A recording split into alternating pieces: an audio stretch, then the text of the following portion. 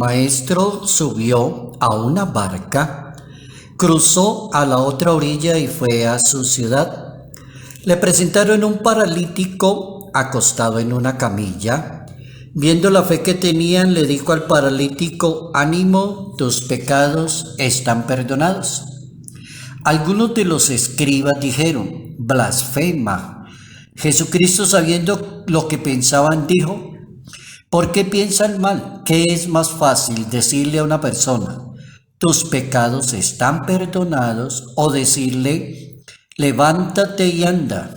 Para que vean que el Hijo del Hombre tiene el poder en la tierra para perdonar pecados, le dijo al paralítico: ponte en pie, toma tu camilla y vete a tu casa.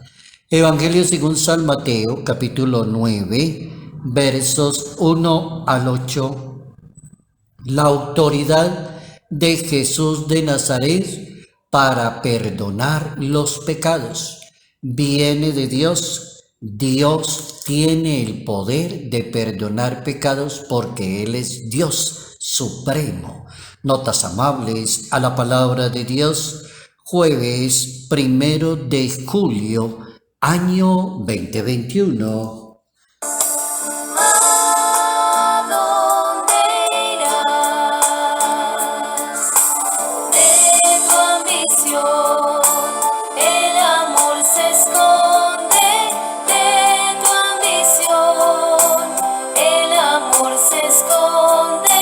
Ese capítulo 9, a partir del verso 1 hasta el 8, nos permite pensar en un tema que a lo largo de la historia de la Iglesia para algunas personas ha sido conflictivo y no logran entender la situación del pecado de todos nosotros. Unos exageran, otros dudan, y hay una gran cantidad que creen en el perdón de los pecados, en el sacramento de la reconciliación que dejó Jesucristo en la Iglesia, y cómo el catecismo de la Iglesia destaca tanto la importancia de la vinculación que tiene perdonar pecados en el área del Espíritu Santo.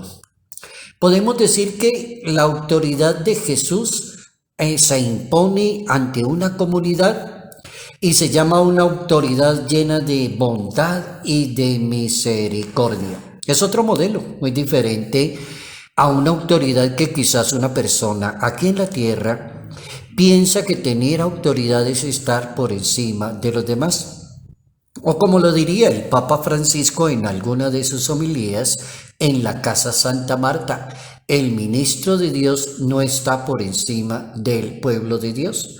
Si es una autoridad, lo que le debe competir es preocuparse mucho por ser ejemplo para su comunidad como autoridad. La autoridad de Jesús es esa, digna de imitar: bondad, misericordia, perdón de los pecados. Por algo Jesucristo le contesta a estos escribas cuando lo están acusando de blasfemia porque perdona pecados, para que sepan que el Hijo del Hombre tiene el poder de perdonar pecados. Oigan, la frase es exacta: le digo a este paralítico: levántate, toma tu camilla y vete para tu casa. Es decir, yo tengo el poder. ¿Qué es tener el poder? Es practicar la caridad, la bondad, la misericordia, entender toda la situación de una persona. Entonces, autoridad de Jesús sobre las enfermedades, sobre la naturaleza, sobre el tiempo, sobre los demonios, sobre el pecado. Ahí tenemos una autoridad completísima. Es un tema bien interesante en la Biblia, el tema de la autoridad. Autoridad para perdonar pecados es un atributo exclusivo de Dios, y que por Dios, con su bondad y su misericordia, le ordena a sus apóstoles en nombre de Dios perdonar los pecados a una persona. Así aprendemos hoy esa primera lección. El Catecismo de la Iglesia Católica, a partir del numeral 976, es bien interesante porque va dando los lineamientos para uno entender cómo la autoridad de Dios, el poder de Dios, la grandeza de Dios está en perdonar. Esa es una frase muy buena. Entonces el catecismo de la Iglesia Católica dice que el símbolo de los apóstoles vincula la fe con el perdón de los pecados, a la fe en el Espíritu Santo. Es decir, Cristo resucitado le confiere el poder divino de perdonar pecados a sus seguidores, que se llaman los apóstoles. Hoy en día tenemos los sacerdotes, los obispos, los cardenales, el Santo Padre, todos tienen el poder de perdonar pecados. Y así quedó en la Biblia. En el capítulo 20, verso 22 del Evangelio según San Juan, va a decir el evangelista: a quienes les perdonéis los pecados, le van a quedar perdonados. A quienes se los retengáis, le van a quedar retenidos.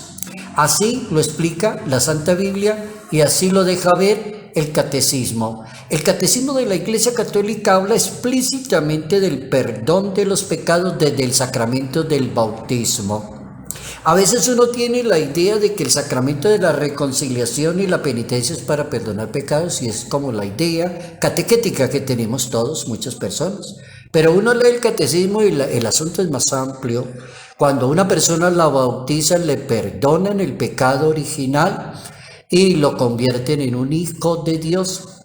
Viene también el sacramento de la penitencia, que está hecho para el perdón, la misericordia y la bondad, donde el Papa Francisco decía: el sacerdote no se debe sentar como un juez a impartir justicia allí en un sacramento que se llama reconciliación, sino que debe sentarse a repartir misericordia y bondad. Bonita frase del Papa Francisco. También tenemos otro sacramento que se llama la Eucaristía. Y en el sacramento de la Eucaristía enseña el catecismo de la Iglesia Católica, está también el perdón. Cuando uno va a la Eucaristía, el sacerdote preside la celebración de este misterio pascual.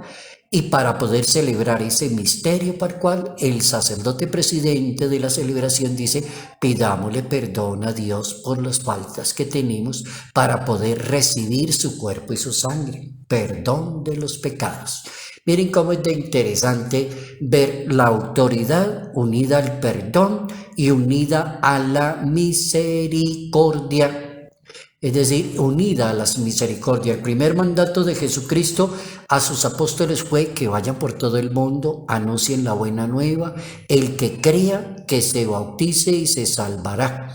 Luego, el bautismo es el primer y principal sacramento del perdón de los pecados, dirá la Iglesia Católica. ¿Por qué? Porque une a Cristo muerto por nuestros pecados y resucitado para nuestra justificación.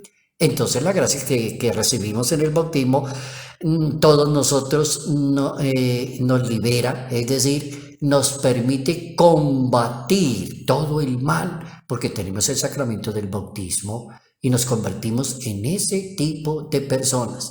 También por el sacramento de la penitencia. Entonces, cada vez que las personas fallan, entonces la Iglesia tiene como ese poder, así como Jesús le dio las llaves, el poder, y tiene las llaves, y lo que ates en la tierra quedará atado en el cielo, y lo que desates aquí. Es decir, aparece ese misterio tan bonito que es el poder de perdonar, que es el sacramento de la penitencia, de la reconciliación, de la misericordia, de la bondad ante la tragedia humana que se llama pecado, que se llama reconciliación, que es el poder que recibieron los apóstoles y lo tienen a los sacerdotes. Hay algo que está interesante en el numeral 982 del Catecismo de la Iglesia Católica, cuando el Catecismo afirma que no hay ninguna falta gravísima que sea que la Iglesia no pueda perdonar.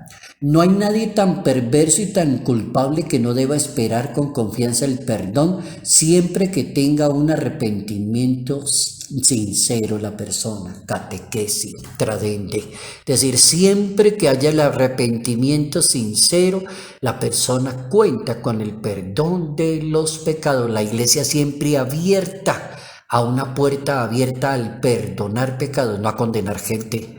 Y esa tiene que ser la catequesis, una catequesis de la bondad y la misericordia de la persona tiene que saber que la están esperando, si está verdaderamente arrepentida, quiere la bondad y la misericordia de Dios, quiere inclinarse ante el Señor Dios, que es el dueño, es el dueño.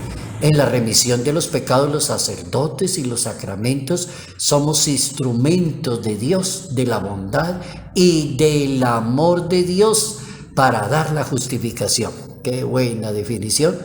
Hoy hemos aprendido algo bien interesante en una autoridad que tiene Jesucristo de sanar enfermedades, levantar paralíticos, sacar demonios. Autoridad que tiene Jesús para perdonar pecados, y nunca se le ocurrió la idea de condenar a ninguna persona. Ojalá nosotros como creyentes no se nos ocurra nunca la idea de condenar a ninguna persona.